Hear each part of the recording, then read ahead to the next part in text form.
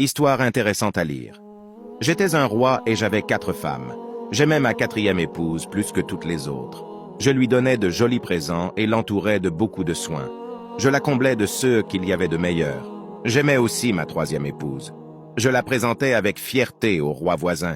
Mais j'avais peur qu'elle ne parte un jour avec l'un d'eux. Ma 2e épouse était ma confidente. Chaque fois qu'il y avait un problème, je lui en parlais. Ma 1re épouse était ma compagne la plus loyale. C'est avec elle que j'ai construit mon royaume.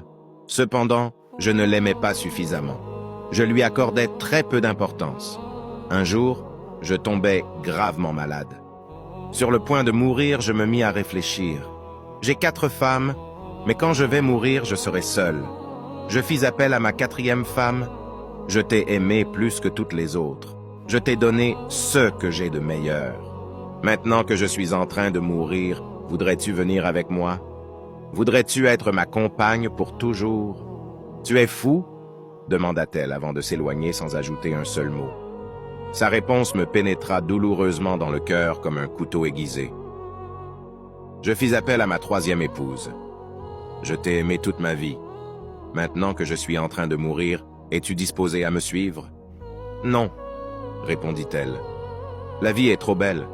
Quand tu seras mort, je vais me remarier.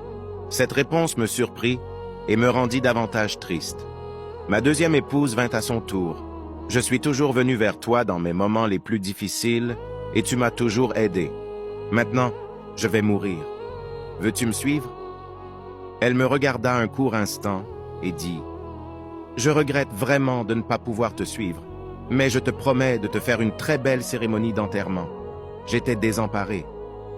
Toute ma vie, je m'étais trompé sur les sentiments de mes épouses. J'entendis alors une voix qui disait « Moi, j'irai avec toi. Je te suivrai partout où tu iras. » C'était ma 1re épouse qui venait de parler. Je la regardais et j'eus honte.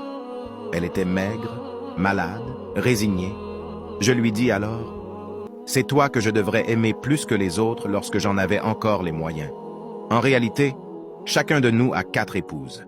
Notre 4e épouse est notre corps. Quel que soit le soin que nous lui apportons, il nous laissera le jour de notre mort. Notre 3e épouse est notre richesse et notre situation sociale. À notre mort, nous n'emportons rien avec nous. Notre 2e épouse, ce sont nos amis et notre famille. Ils sont d'un grand appui pour nous. Mais le jour de notre mort, tout ce qu'ils peuvent faire pour nous, c'est d'organiser nos funérailles. Notre 1re épouse, c'est notre âme, que nous oublions souvent et que nous traitons si mal. Et pourtant, elle est la seule qui nous accompagnera en tout lieu. Prenons le temps de la soigner et de l'entretenir pour qu'elle soit belle et saine. Maintenant, c'est le plus grand cadeau que tu puisses offrir au monde. Fais-la briller. Si tu es convaincu, alors nourris-la par la parole de Dieu. Aime demeurer dans la présence de Dieu par la prière et la louange. Filtre tes pensées et ne laisse pas n'importe quoi y pénétrer. Vis dans l'obéissance à Dieu et sache que tout dans ce monde est vanité, car la seule chose qui te restera devant Dieu est ton âme. J'ai pensé à ton âme. Toi aussi, pense à ton âme et à d'autres qui ont besoin de ce message. En partageant ce message, beaucoup prendront conscience et tu les aideras à ne pas oublier l'essentiel.